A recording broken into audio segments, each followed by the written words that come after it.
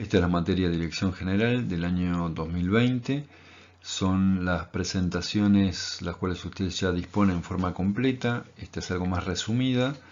Les voy a ir haciendo comentarios sobre cada diapositiva, las cuales van a tener que pasar en forma manual. Cada vez que termine de hablar, van a ver qué pasa.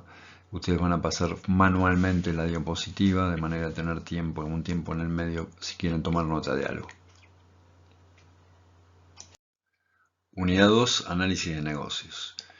En esta unidad 2 lo que vamos a ver es para cualquier tipo de organización cómo se hace el análisis del estado actual y el futuro. Todo eso lo vamos a hacer en base a las mejores prácticas, las cuales están indicadas en un cuerpo de conocimiento del análisis de negocios que por sus siglas en inglés se llama BABOC y pertenece a un organismo internacional que es el IIBA. Los diferentes temas que vamos a abordar en esta unidad son el análisis de negocios y la gestión de proyectos, una introducción y la diferencia entre ellos, el propósito, roles y áreas de actuación del análisis de negocios, sus diferentes áreas de conocimiento, la estructura, las técnicas y herramientas, solo algunas de ellas. Vamos a ver cómo se selecciona la mejor solución y unas breves conclusiones. Aquí vemos la comparación entre análisis de negocios y gestión de proyectos, Business Analysis y Project Management. Allí se ven los estándares de cada uno de ellos.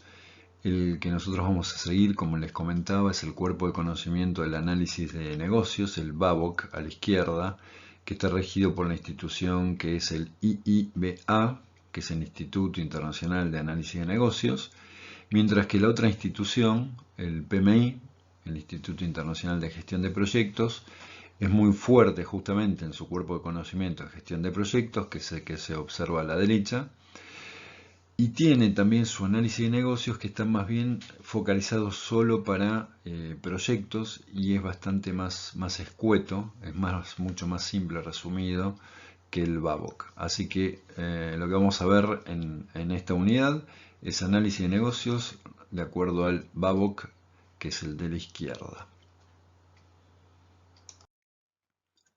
Tu organización tiene necesidades. Esas necesidades pueden ser oportunidades que podemos explotar o problemas que se deben solucionar. Entonces, se realiza una cantidad de recolección de datos para empezar a evaluar esas necesidades. Ese análisis de datos nos da información, la información nos provee conocimiento y con ese conocimiento, ¿sí?, nosotros generamos una cantidad de propuestas de soluciones para dar respuesta a dichas necesidades y se toman las decisiones, o sea, se elige la mejor alternativa. Entonces, existen ciertas necesidades, se analizan, se generan diferentes alternativas para dar respuesta a esas necesidades. A través de algún mecanismo de toma de decisión se selecciona la mejor alternativa para dar respuesta a esa necesidad y ella se implementa.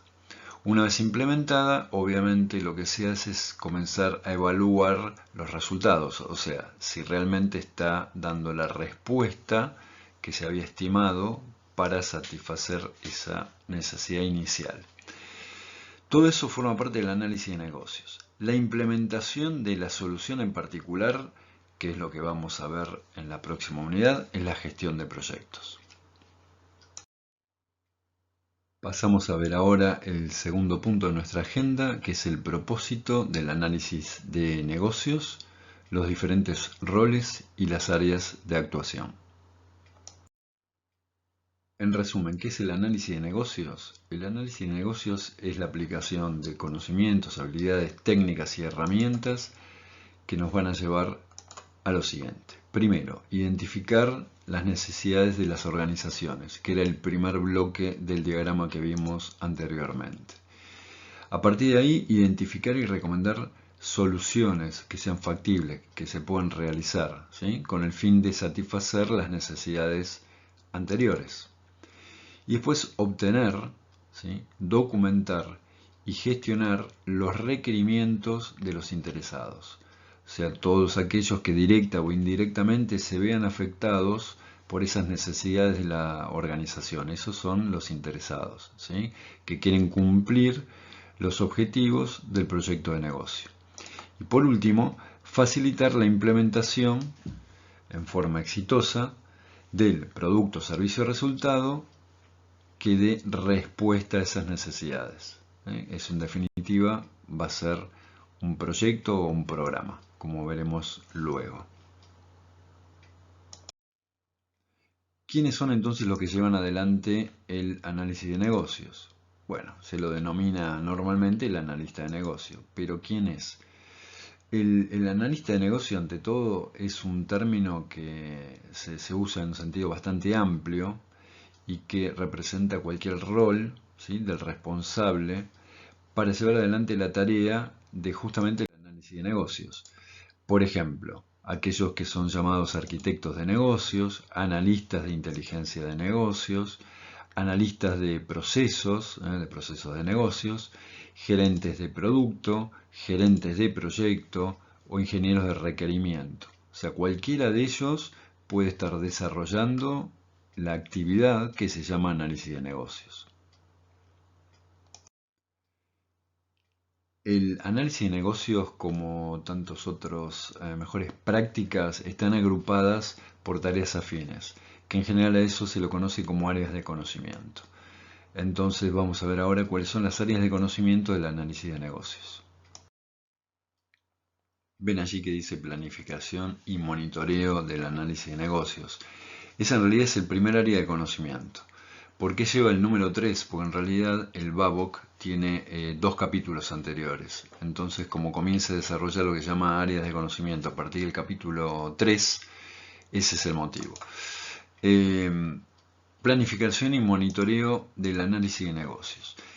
La primera actividad es planificar, ¿sí?, la manera en que se va a abordar el análisis de negocios. O sea, delinear de qué forma es que yo voy a estudiar cómo está funcionando la organización y cómo la voy a evaluar. El segundo punto, la segunda actividad sería planificar el compromiso de los interesados. Ustedes saben que uno de los problemas que se suelen encontrar en las organizaciones es que aquellas personas que están directa o indirectamente involucradas no siempre tienen el interés y el compromiso para llevar adelante algún tipo de análisis o desarrollo de un proyecto. Entonces, el pensar de antemano de qué forma es que yo voy a abordar a los interesados y de qué manera los voy a comprometer, eso es lo que se llama planificación, o sea, planificar el compromiso de los interesados. También de qué manera se va a gestionar o gobernar el análisis de negocios. O sea, gobernar sería viéndolo un poquito más lejos de la gestión. La gestión se lo entiende como algo un poquito más administrativo, y en general se usan, en esta disciplina se usa la palabra gobierno para un nivel un poco más alto de dirección, ¿sí? Lo miro de una manera, de un abordaje un poco más amplio, pero con menos detalle. Entonces, planificar el gobierno del análisis de negocios significa eso. Planificar la gestión de la información es muy importante. Fíjense que habíamos dicho que los primeros pasos para evaluar las necesidades de una organización, ya sean oportunidades o problemas, es la recolección de datos. Esos datos hay que analizarlos, eso nos entrega la información. Bueno, ¿de qué manera, ¿sí?, se va a gestionar, se va a administrar esa información? Ese sería el cuarto punto, planificar la gestión de la información del análisis de negocios. Y el quinto punto dice identificar mejoras de desempeño. Bueno, claramente es una vez que contemos con esa información, ver de qué manera se puede empezar a mejorar el desempeño de cada uno de los factores que estamos analizando. El segundo área de conocimiento se llama sonsacamiento y colaboración. Significa en realidad colecta de datos, ¿sí? Sonsacar, licitar, tómenlo como sinónimo de recolección de datos. Entonces, primero se prepara esa recolección de datos, ¿sí? Se planifica. Luego se realiza, ¿sí? O sea que se conduce la recolección de datos. Después se confirman los resultados, o sea, hay que validar que no haya habido errores en la metodología, en el muestreo y todas esas cuestiones que tienen que ver con el levantamiento de datos. Cuarto lugar, se comunica la información de ese análisis de negocios. O sea, recuerden que esos datos, que son comunidades de información, una vez analizados se convierten en información, para que esa información nos dé el conocimiento y con ese conocimiento se puedan tomar decisiones. Siempre ese es el proceso. Y por último, dice gestionar la colaboración de los stakeholders o interesados. O sea, lo que hay que tratar es que todos los interesados, todas aquellas personas que directa o indirectamente se ven afectados por este proceso de análisis de negocios, colaboren con esta colecta, análisis y generación de informes de este análisis de negocios. Una de las cuestiones más importantes a la hora de planificar lo que fuere, en este caso lo que estamos planificando es el análisis de una organización, es entender bien qué es lo que el cliente, ya sea externo o interno, esté precisando, qué es lo que necesita, qué es lo que requiere. Por eso hay un área de conocimiento, la tercera, que está identificada como número 5, que es la gestión del ciclo de vida de los requerimientos. O sea, pasa por... Fíjense que el concepto ciclo de vida es que comienza y termina en algún momento, ¿sí? O sea, hay que evaluar, que buscar, que rastrear, después tratar de mantenerlo, priorizarlo, evaluar y finalmente aprobar. Vamos a ver cada uno de ellos. Entonces, primero, entender, ¿sí? Colectar, identificar los requerimientos de parte del cliente. ¿Sí? A veces no están tan claros.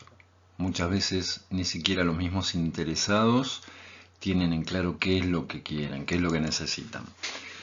Después mantenerlos actualizados, porque hay veces que en el proceso de análisis van cambiando las prioridades, van cambiando los requerimientos. Entonces hay que mantenerlo.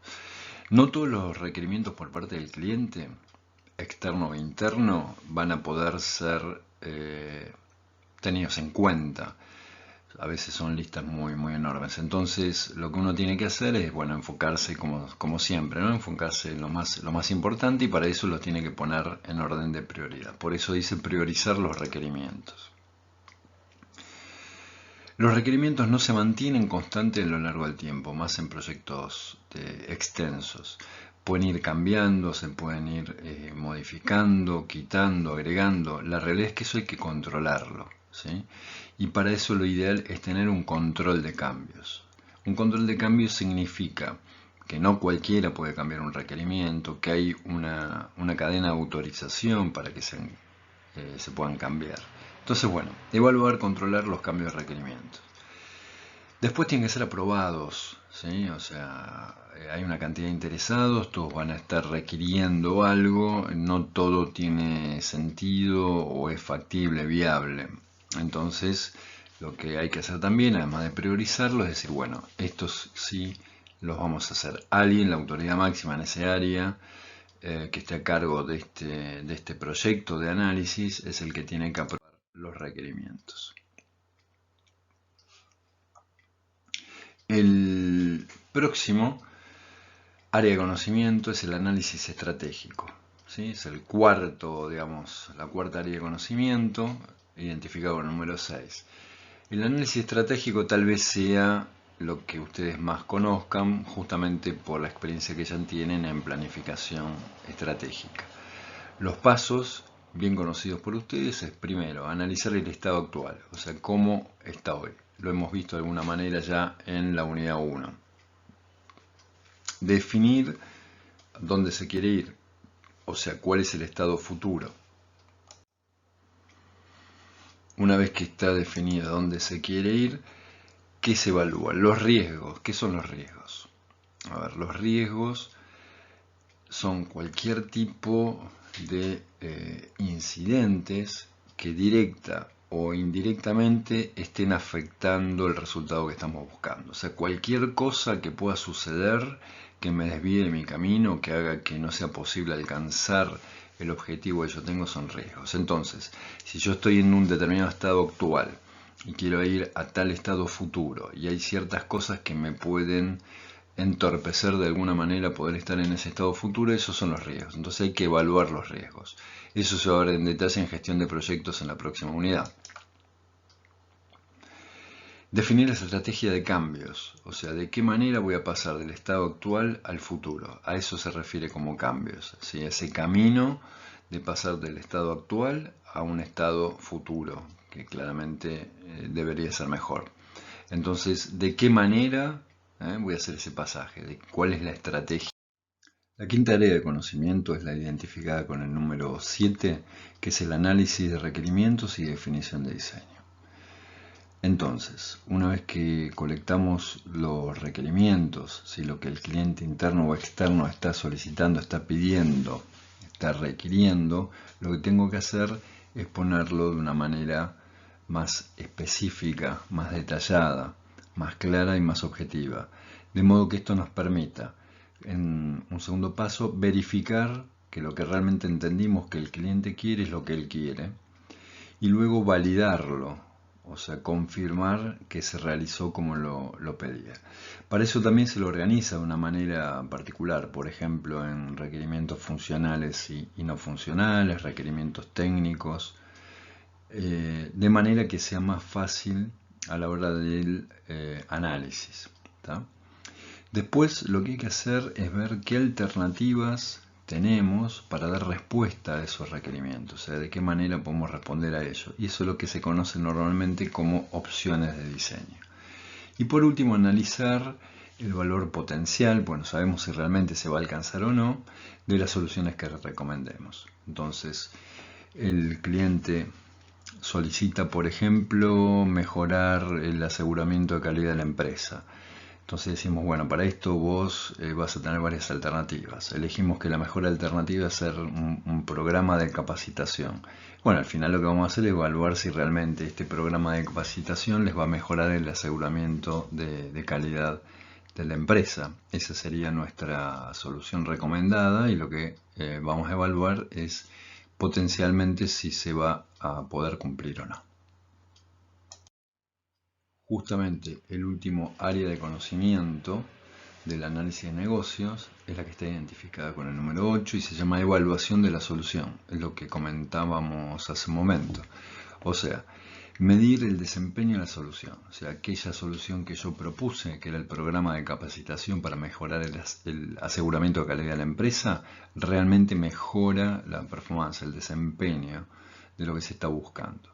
Para eso hay que analizar de qué manera se va a medir, se va a evaluar, ¿sí? Si no va a ser imposible poder confirmar objetivamente si el desempeño mejoró o no, qué limitaciones puede tener la solución que yo propuse, evaluar algún tipo de limitación que tenga ya de parte de la empresa en particular y luego recomendar acciones para aumentar el valor, para mejorar el valor de esa solución propuesta. Entonces con esto cubrimos rápidamente las 6 áreas de conocimiento del análisis de negocios. Pasamos a nuestro próximo punto de la agenda, que es dar apenas una idea, no vamos a profundizar, de cómo está estructurado en cuanto a técnicas y herramientas el análisis de negocios. Conforme la estructura del BABOK, avanzamos un slide, la estructura del cuerpo de conocimiento del análisis de negocios conforme el Instituto Internacional de Análisis de Negocios, tenemos áreas de conocimiento. Avanzamos un slide. Esas áreas de conocimiento están organizadas en lo que llaman tareas. Del mismo modo vamos a ver que en gestión de proyectos son actividades que llamamos procesos. Bueno, forman parte de las convenciones de cómo se llama cada cosa. Las áreas de conocimiento tienen tareas. Avanzamos un poquito más. Esas tareas a su vez, cada una de ellas tienen un propósito. Hay una descripción de en qué consiste la tarea. Esa tarea necesita una cantidad de información, las cuales llamamos entradas. Eso que está ingresando, que yo utilizo, se llama elementos. Los elementos se pueden trabajar de alguna forma con guías, herramientas, técnicas. Afecta a una cantidad de gente, que son los interesados, y produce resultados, que son las salidas. Entrando más en detalle en lo que son las técnicas y herramientas del análisis de negocios, el cuerpo de conocimiento de análisis de negocios del IIBA define 50 técnicas y herramientas. A ver, no son todas, probablemente sean las más utilizadas. A veces tiene un sesgo, una orientación a análisis de aplicaciones de software. Pero son 50 herramientas de las cuales la mayoría seguramente las conocen. Les voy a nombrar y dar una breve descripción de cada una de ellas y luego vamos a focalizar en unas pocas. Entonces, comenzando desde la primera, ¿no? Criterios de evaluación y aceptación, gestión del backlog, balance scorecard o tablero de comando, que lo vamos a ver en las próximas unidades, el benchmarking y el análisis de mercado, el brainstorming, que conocen bien también lo que es, análisis de capacidades, que lo vamos a ver en detalle, casos de negocios, que alguna mención vamos a hacer también, el modelo Canvas para modelar un negocio, para representar un negocio en particular, el análisis de las reglas de negocio, que tiene que ver un poco con las políticas a bajo nivel. Hay juegos colaborativos, modelados de concepto, diccionarios de datos, diagramas de flujos de datos, minería de datos, modelado de datos, análisis de decisiones, modelado de las decisiones, análisis de documentos, estimaciones, proyecciones, forecast, análisis financieros. Continuamos con la herramienta número 21, que son los focus groups. Tenemos descomposiciones funcionales, que vamos a ver también en gestión de proyectos, glosarios, análisis de interfaces, entrevistas, trazabilidad de diferentes puntos, o sea, de los ítems de los requerimientos se refiere, lo que se llama la 27 lecciones aprendidas. Tenemos los indicadores clave de desempeño, mapas mentales, análisis de requerimientos no funcionales, observaciones, modelados organizacional, priorizaciones, análisis de procesos, modelado de procesos, prototipos, revisiones,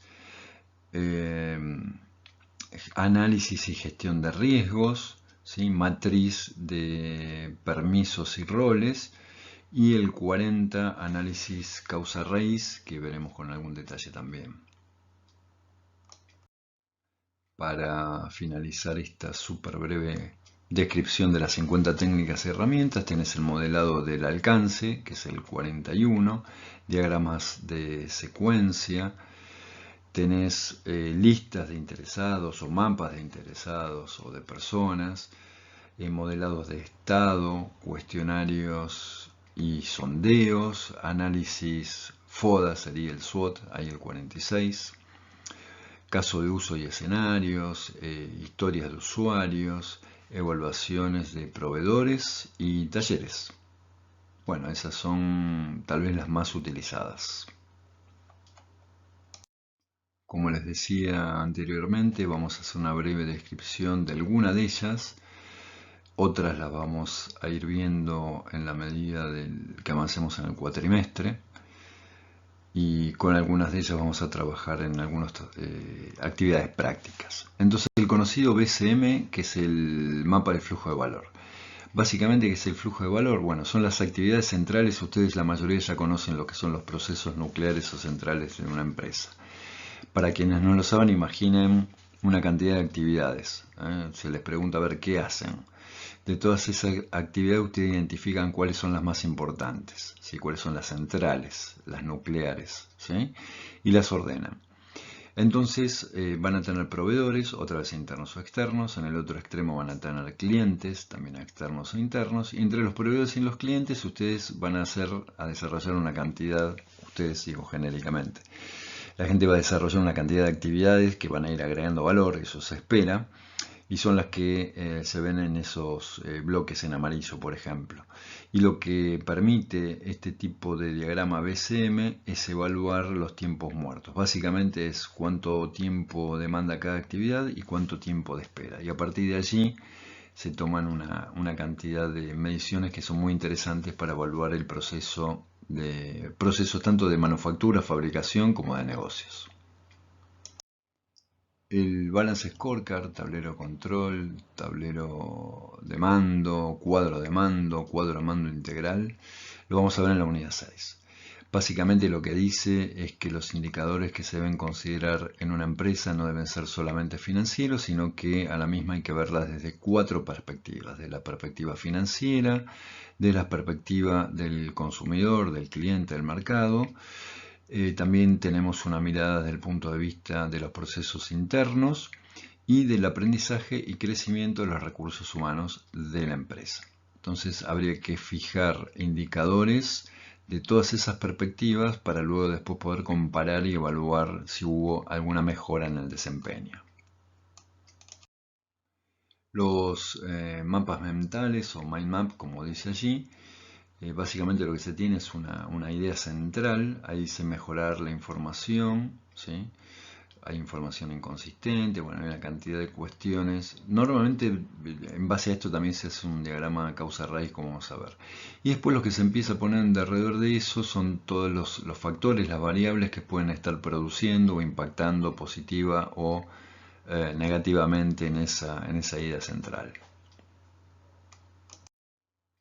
Otra de las herramientas utilizadas dentro de estas 50 que hemos mencionado es el brainstorming o tormentas de ideas. Es interesante cómo el Babok lo organiza en 3 bloques. Dice que hay toda una etapa de preparación, la sesión, ¿sí?, en sí misma, y el wrap-up o el resumen, la conclusión final, ¿no? Entonces dice que para la preparación, primero, ante todo, hay que definir el área de interés, determinar el tiempo que se va a dedicar a esa sesión de brainstorming, identificar claramente quiénes van a participar en ellos, fijar los criterios de evaluación, ¿sí? O sea, cómo es que se va a evaluar las ideas que se vayan generando. En la sesión en sí mismo está el momento en que se comparten las ideas, se tienen que registrar, o sea, hay que anotar todo, y se construye en base a eso, se construyen otras ideas, y también lo que se puede hacer se debe hacer, colectar, no licitar, colectar todas las ideas que sean posibles. En general no se pone límite para eso. Por último tenemos el wrap-up.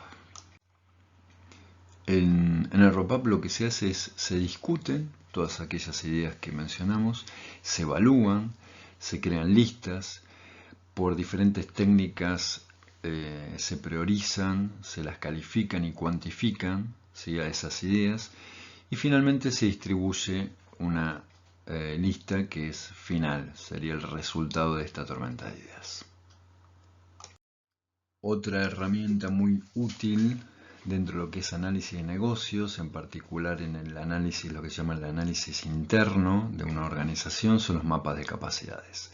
Hay diferentes maneras de representarlo. Yo tomé como ejemplo esta en particular, donde, bueno, básicamente lo que se hace es, primero, se agrupan, ¿sí?, cuáles son esas capacidades, habilidades, skills identificadas en la empresa, ¿sí? Por ejemplo, en esta empresa, una empresa informática, tenés procesos de dirección donde está la gestión estratégica y la gestión financiera, y después tenés capacidad de prospección, de diseño, de abastecimiento, de logística, de producción, de postventa. También tenés otras de apoyo como investigación y desarrollo, presupuestación. Y los diferentes códigos de colores significa lo siguiente. Por ejemplo, el recuadro.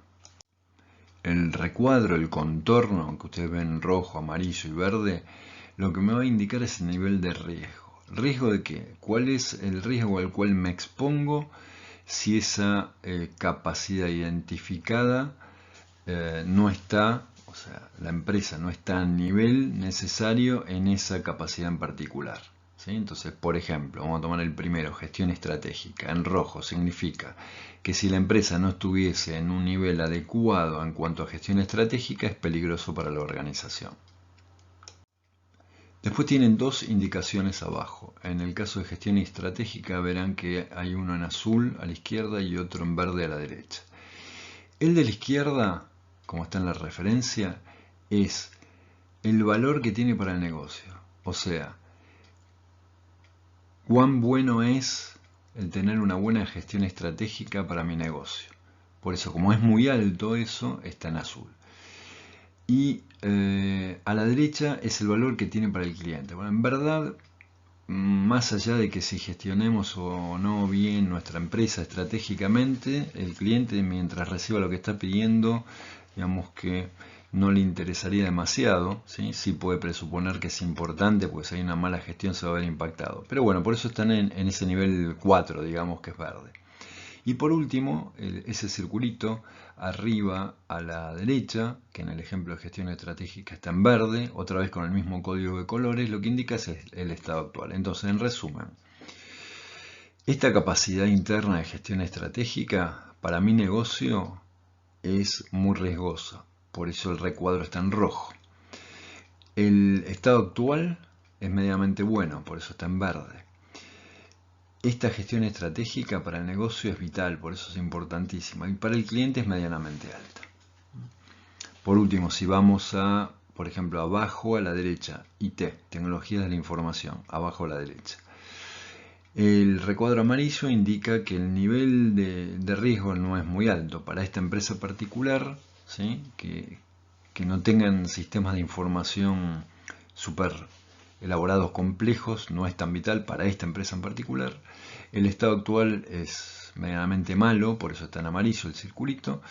Y los dos elipses, llamemos o rectángulos con contornos redondeados abajo, que está a la izquierda azul, a la derecha amarillo en IT, significaría que el valor para el negocio es muy alto. O sea, nosotros sabemos objetivamente que puede estar muy bueno tener una buena área de IT. Y el cliente, otra vez, mientras esté recibiendo lo que pide, ¿sí? No le va a preocupar mucho si tenés un super sistema de gestión o lo haces a mano mientras reciba lo que quiere. Bueno, esta es una breve explicación de qué es el Capability Map. En modelado de negocios hay varias formas de hacerlo. La más tradicional que vimos en la unidad 1 es la cadena de valor de Porter, pero últimamente se está usando un Canvas, ¿sí? Es una caja, digamos, que describe cómo la organización crea, entrega valor, ¿sí? Para sus clientes. Como vamos a ver ahora, tiene 9 bloques y cada bloque muestra la relación entre operaciones, finanzas, productos y clientes, ¿sí? Entonces, bueno, esto también sirve como una herramienta de diagnóstico e implementación. Esta figura está pegada del Babok, justamente, es como muestra el modelo Canvas para el negocio y dice que tengo, otra vez empezamos de izquierda a derecha, de arriba hacia abajo, tenemos socios estratégicos clave, actividades clave, recursos clave, la proposición de valor, la relación con el cliente, los canales de comercialización, los diferentes segmentos y por último, como si fuese la base, tenemos la estructura de costos y los flujos de ingresos. Si hacemos un clic, avanzamos y te dice quiénes son esos partners, o sea, quiénes son los que te ayudan a desarrollar tu negocio. ¿Qué es lo que haces? O sea, cuáles son las actividades clave. ¿Cómo ayudas al cliente? O sea, ¿cuál es la proposición de valor? ¿Sí? ¿Cómo interactúas con los clientes? El relacionamiento con el cliente. ¿A quiénes servís? O sea, ¿cuáles son los segmentos? Seguimos avanzando haciendo clic. ¿Quién sos y qué tenés? ¿Sí? O sea, ¿cuáles son los recursos clave? ¿Cómo te conocen y cómo entregás valor? ¿Sí? ¿Cuál es el costo de tu estructura? Y finalmente, ¿qué es lo que obtenés? Luego tenemos las tablas o matrices de decisión. Esto lo vamos a ver bien en la unidad 7, pero básicamente es cuando tenemos diferentes criterios. Recién ahora me doy cuenta de usar el lápiz, digamos. Cuando tenemos diferentes criterios y diferentes alternativas, que lo vamos por acá, perdón la desprolijidad, vamos a ver un poquito mejor. Lo que podemos ver es cuáles son los criterios, ¿sí?, que van cumpliendo para cada alternativa. Esto tiene un score, una valoración final, y se elige la mejor alternativa. Es una manera de poder elegir la mejor alternativa. Tenemos también los árboles de decisión que vamos a ver en teoría de la decisión, y tal vez lo hayan visto también. Lo que podemos observar es que los rectángulos justamente son las decisiones que yo tomo, ¿sí? Si hacer o no hacer algo, y lo que ustedes van a ver allí como círculos son las alternativas de lo que pudiera suceder. Por ejemplo, supongamos, yo puedo desarrollar un producto nuevo o no, puedo desarrollar el producto nuevo o no hacer el producto nuevo, y si yo desarrollo un producto nuevo, puede ser que mi competencia pueda lanzar un producto nuevo o no. Lo vamos a ver también en detalle en teoría de la decisión, en la unidad de teoría de la decisión. Otra de las herramientas bastante utilizadas, fundamentalmente está relacionada a la gestión por procesos, que vamos a ver en la próxima unidad, tiene que ver con el modelo CIPOC. CIPOC vienen de las iniciales en inglés, de proveedores, entradas, procesos, salidas y clientes. Tenemos los diagramas BPMN de gestión de procesos, que también lo vamos a ver en la próxima unidad. Bueno, queremos ir terminando la clase ya de hoy. Tenemos registro en matriz de riesgos. Esto lo vamos a ver con bastante detalle en gestión de proyectos, ya que una de las áreas de conocimiento de gestión de proyectos es la gestión de riesgos. Pero básicamente lo que podemos decir es que todo riesgo tiene un impacto en el hecho de hacerse real y una probabilidad de ocurrencia. Entonces el producto entre ese impacto y esa probabilidad de ocurrencia me va a definir la severidad. Por ejemplo, yo tengo un nivel de impacto determinado, ¿sí? Si el impacto es muy alto y también la probabilidad de ocurrencia es muy alta, quiere decir que ese riesgo es muy importante. Se tienen también los conocidos diagramas causa-efecto, causa-raíz, o diagramas de Ishikawa o de espina de pez. Podemos ver en el ejemplo aquí debajo, supongamos que yo tengo baja calidad de información de gestión, y yo digo esto porque puede ser, bueno, falta de definición de indicadores, puede ser también dificultad de acceso a los datos, puede ser falta de monitoreo y control, ¿sí? Por ejemplo, en falta de definición de indicadores. ¿Por qué? Porque hay fallas de comunicación. O sea, se va haciendo todo un estudio de cuáles son las causas para producir un efecto determinado. Está el FODA, que ya todos ustedes conocen, de fortalezas, oportunidades, debilidades y amenazas, o SWOT por sus siglas en inglés, o sea, la matriz SWOT.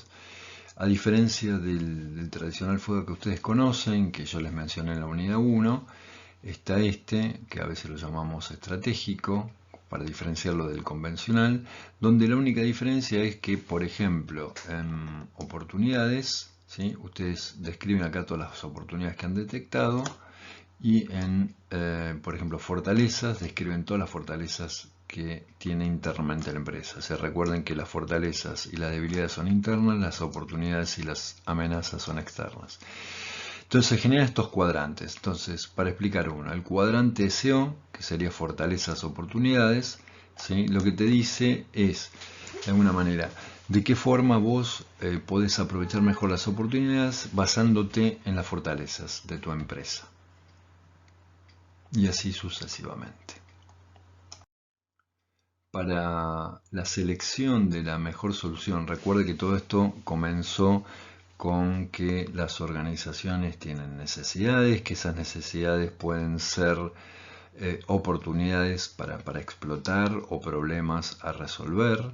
Entonces lo que uno hacía primero era colectar toda la cantidad de datos que se precisen para analizarlos. Eso nos da información, la información nos da conocimiento, el conocimiento nos permite tomar decisiones. ¿Decisiones de qué tipo? De seleccionar la mejor alternativa para dar respuesta a esa necesidad.